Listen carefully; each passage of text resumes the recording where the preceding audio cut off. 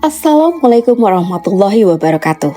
Ketemu lagi di channel Gria Demit, channel horor yang akan menyajikan cerita-cerita horor yang sayang untuk dilewatkan. Di video kali ini saya akan menceritakan kisah horor tentang bangunan tua berhantu. Bagaimana kisah selengkapnya? Kita simak video berikut ini.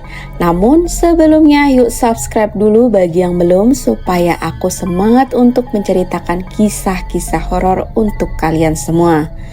Tanpa berlama-lama, kisah horor ready.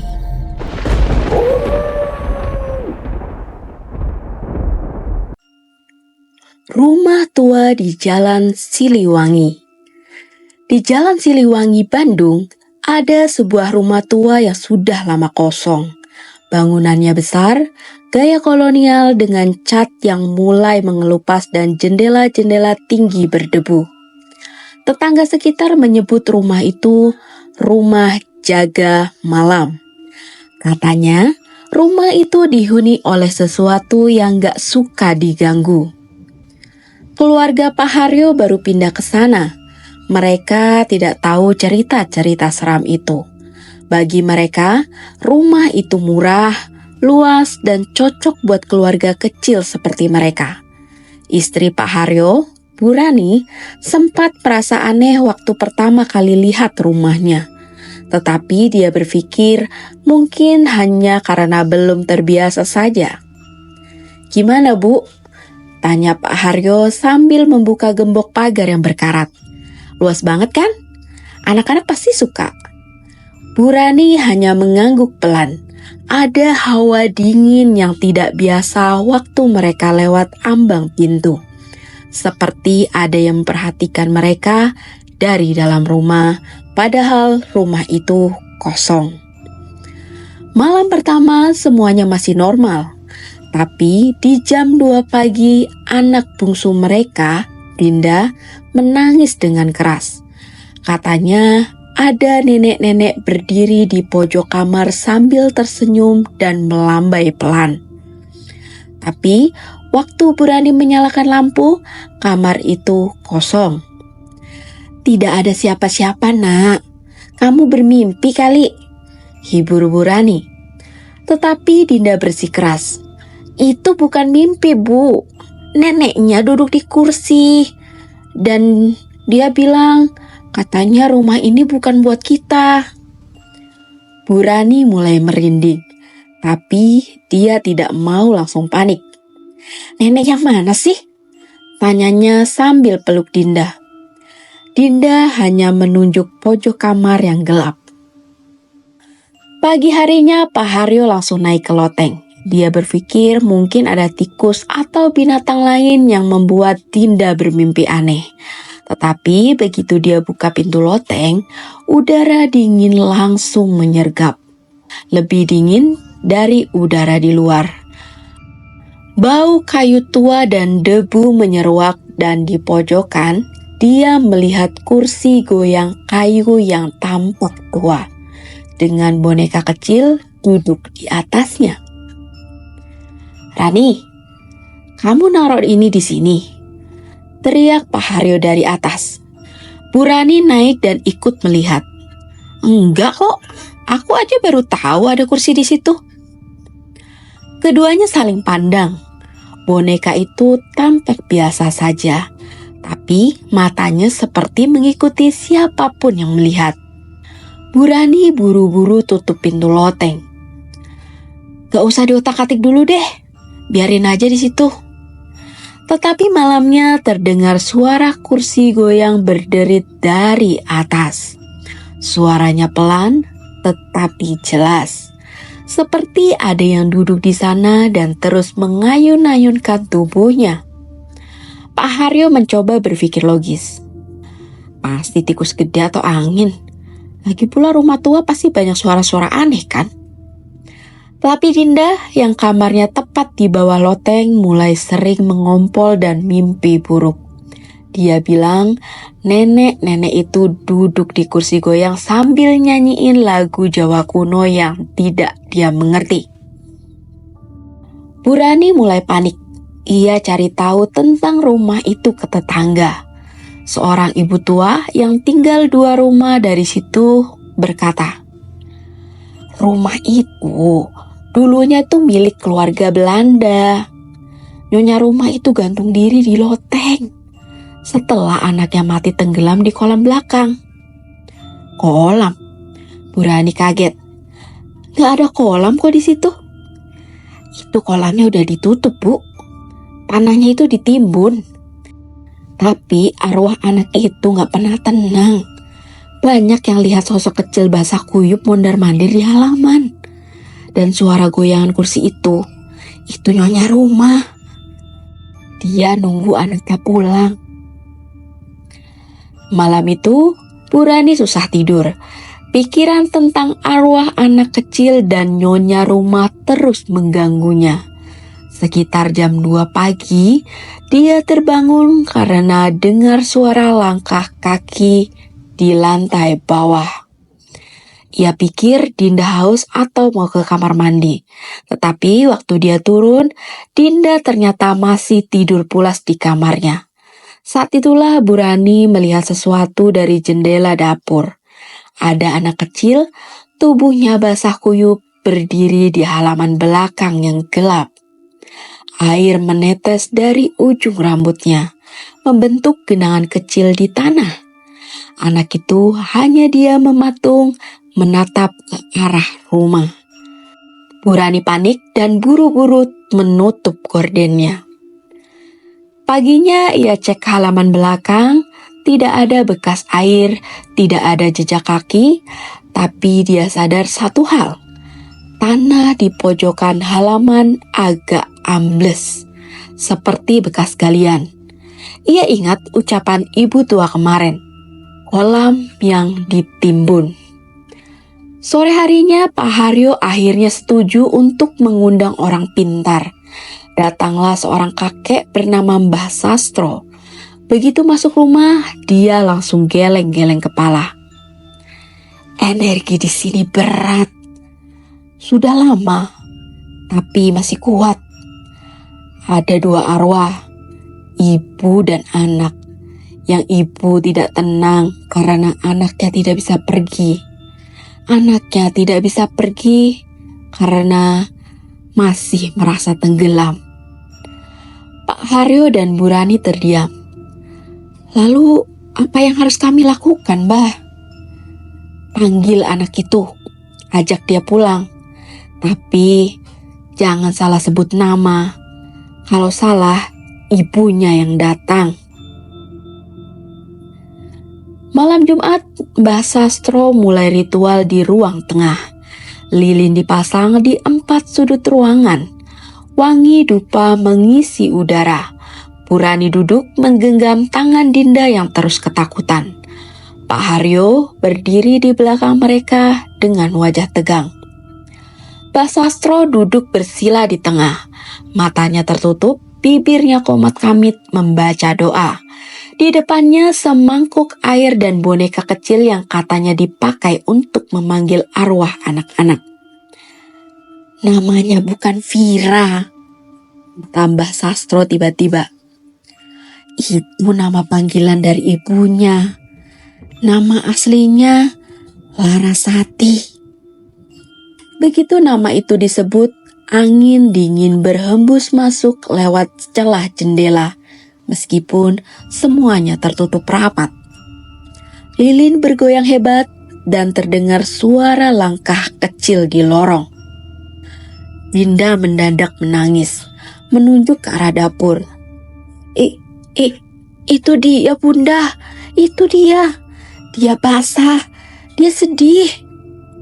Bu Rani menoleh cepat, tapi tidak melihat apa-apa. Hanya suasana yang makin dingin dan berat. Mbah Sastro membuka mata. Larasati, nak, sudah saatnya pulang. Ibumu menunggumu. Kamu tidak salah. Kamu hanya ingin bermain. Tiba-tiba lampu padam. Gelap gulita. Dari dalam kegelapan terdengar suara anak kecil menangis. Lalu suara perempuan dewasa yang berkata lembut, "Sini nak, Ibu di sini. Kemudian hening. Lampu menyala kembali. Lilin masih menyala setengah dan di mangkuk air di depan Mbak Sastro ada sehelai rambut anak kecil basah. Sudah, kata Mbak Sastro pelan. Mereka sudah pergi.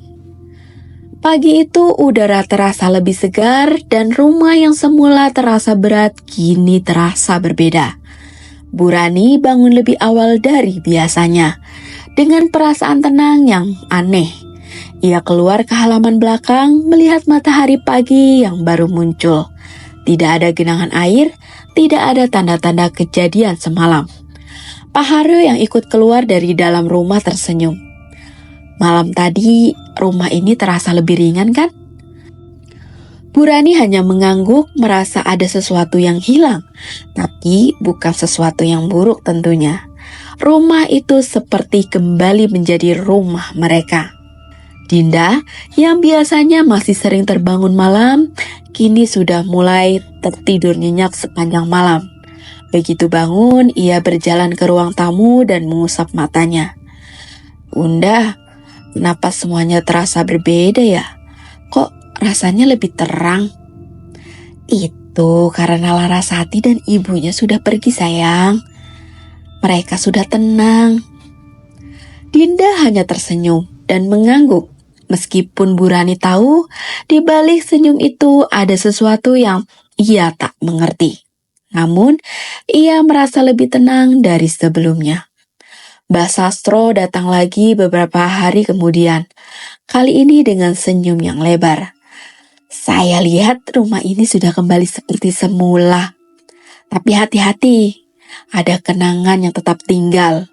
Ingatlah, jika kalian merasa ada yang aneh, jangan ragu untuk memanggil saya lagi. Pak Haryo mengangguk berterima kasih atas bantuan Mbah Sastro. Mereka semua merasa beruntung rumah mereka kembali damai.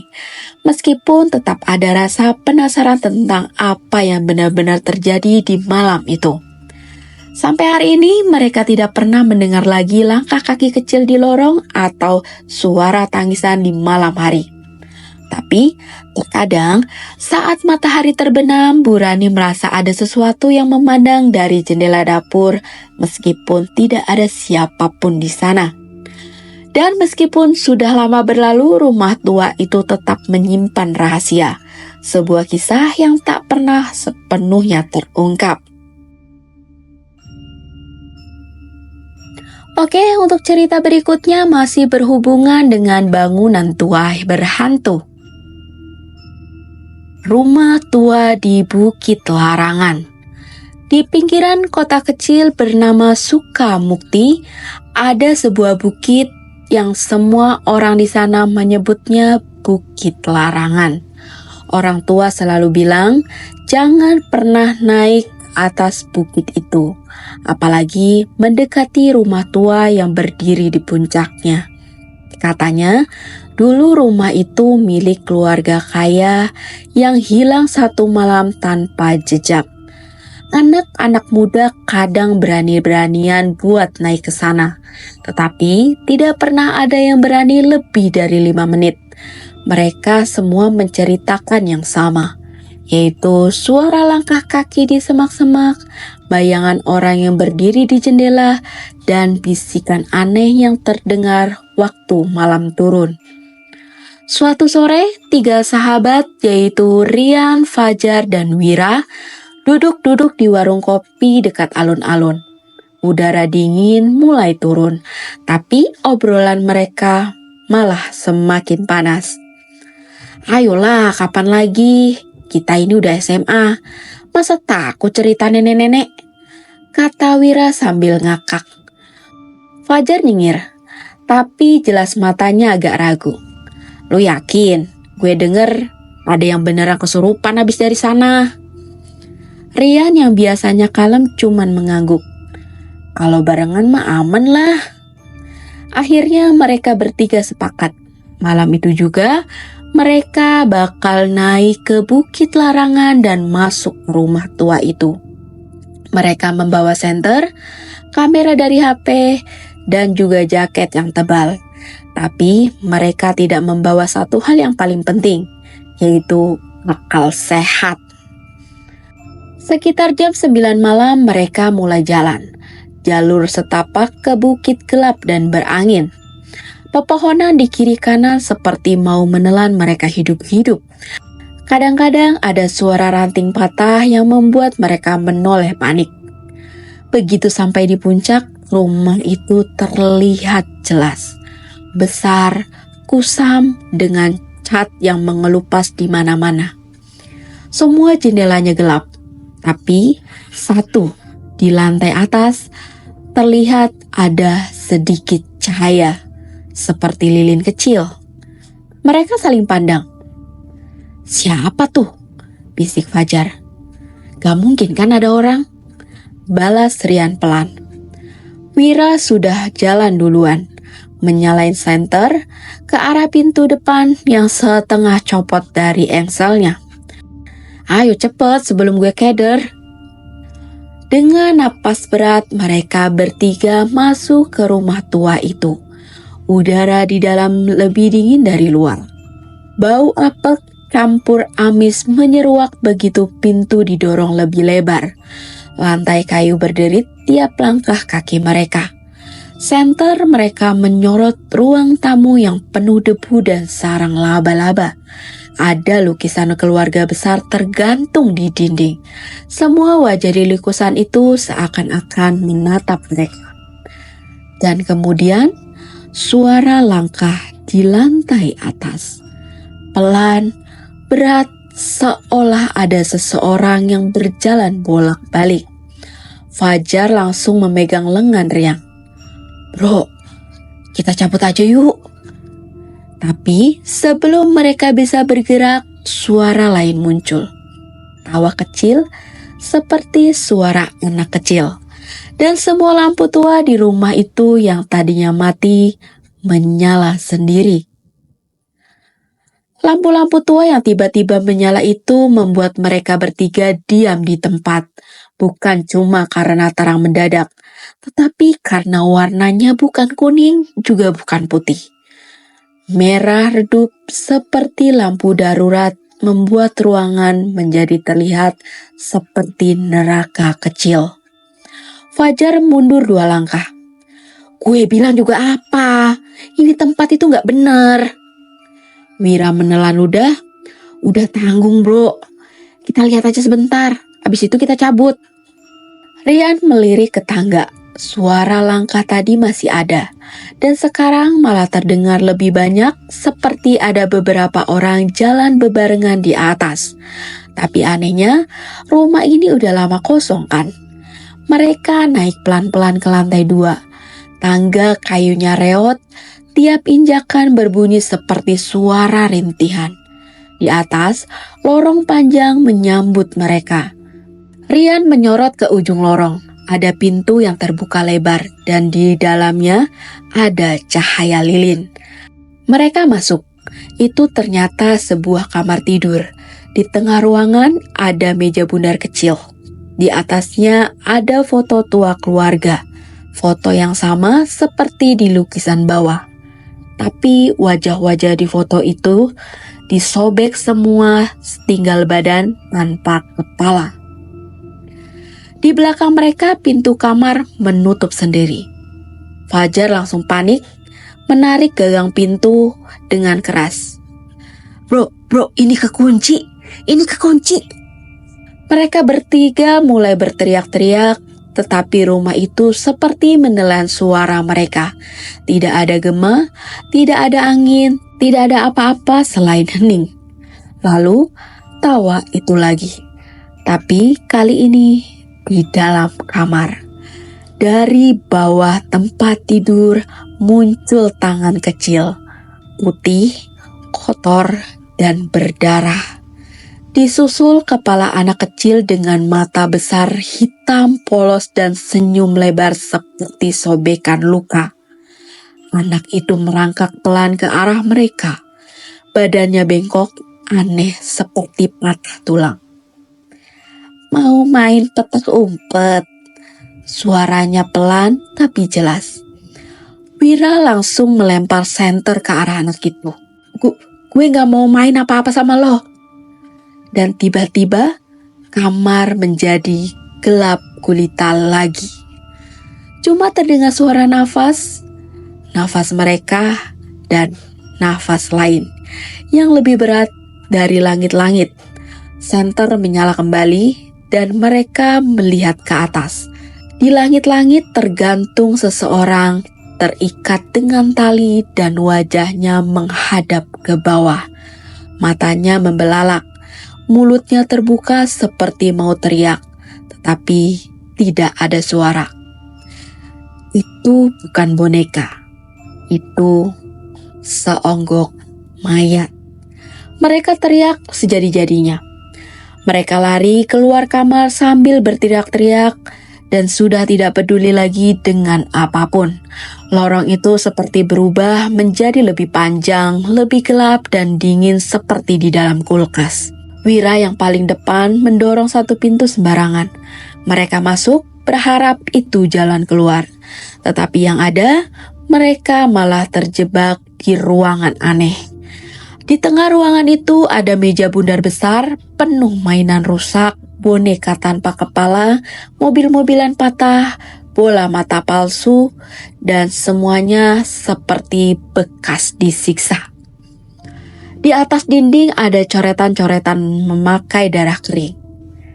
Jangan pergi, kamu milikku. Main sama aku selamanya.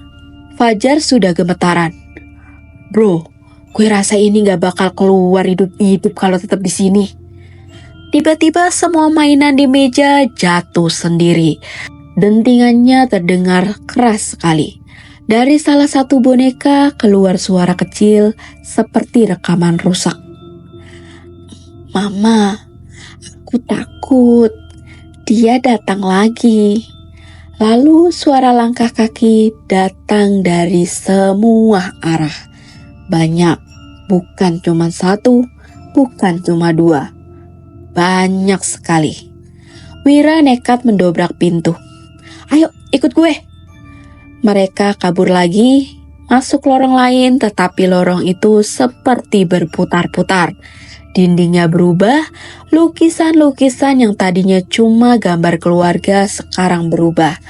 Gambarnya mereka bertiga dengan mata tercungkil dan darah mengalir dari mulut.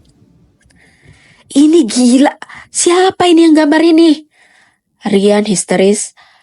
Pada saat mereka lari, mereka melihat sesuatu di ujung lorong. Seorang wanita. Dia memakai gaun putih, lusuh dan berlumuran darah. Rambutnya panjang menutupi muka. Tangannya gemetar seperti mau mendekati mereka. Pelan-pelan dia angkat kepalanya. Matanya berlubang, 2 lubang hitam yang besar.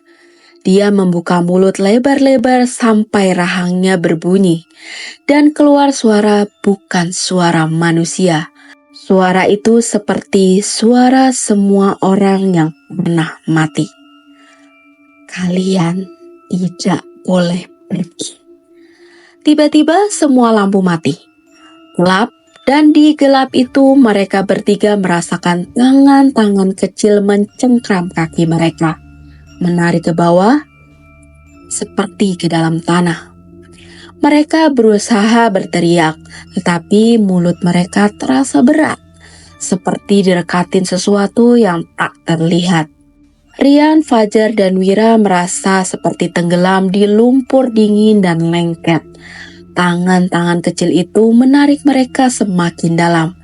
Nafas semakin sesak dan tiba-tiba Wira terbangun dengan nafas terengah.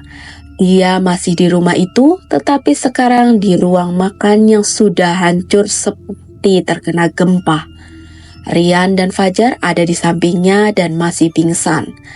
Di ujung ruangan ada lukisan besar yang tidak pernah mereka lihat sebelumnya.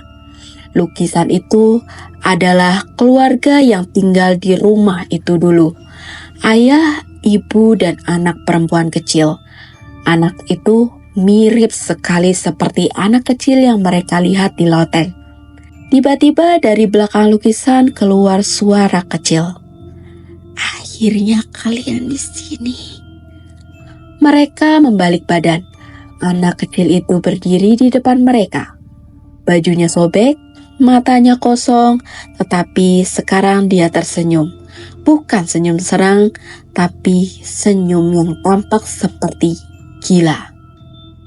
"Ayah bilang kalian harus main sama aku." Dia menyeringai dan berkata, "Selamanya." Lantai di bawah mereka tiba-tiba ambruk.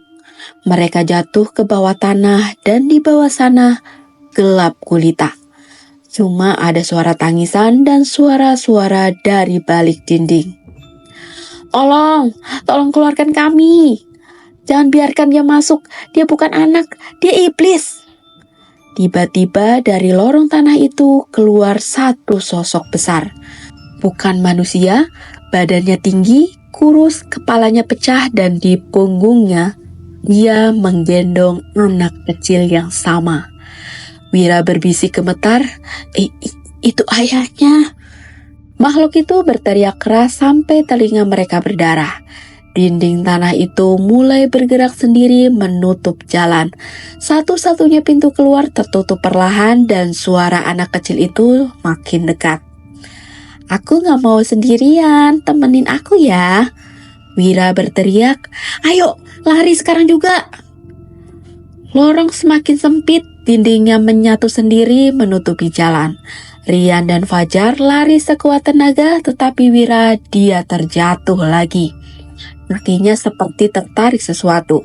Di tangan kecil, tapi kali ini tangan itu panas, bukan dingin. "Aku udah bilang, jangan ninggalin aku sendirian." Suara anak itu sekarang berubah. Lebih dalam, seperti ada dua suara menjadi satu. Wira menjerit, "Pergi!" Dia tendang tangan itu, berdiri lagi dan lari sambil terpincang. Mereka bertiga akhirnya sampai di tangga tua yang mengarah ke ruang tamu, tapi waktu mereka buka pintu depan, langit merah darah. Semua pohon di luar seperti mati. Rumah-rumah lain tidak ada. Yang terlihat hanyalah kabut. Dan satu suara berbisik di telinga mereka, mesti tidak ada siapa-siapa. "Kalian udah masuk dan tidak ada yang bisa keluar." Rian jatuh terduduk. Dia tertawa tapi matanya kosong. Fajar menyeringai sambil menangis. "Kita udah mati ya?" Wira menggeleng. "Belum, tapi kita gak hidup juga." Tiba-tiba semua menjadi terang seperti flash kamera. Selanjutnya gelap lagi. Minggu kemudian, polisi dan warga menemukan rumah itu kembali seperti semula. Tapi sekarang lebih tua, lebih busuk, dan di pintu depan rumah itu tertulis memakai darah kering. 3 anak laki-laki sekarang menjadi temanku.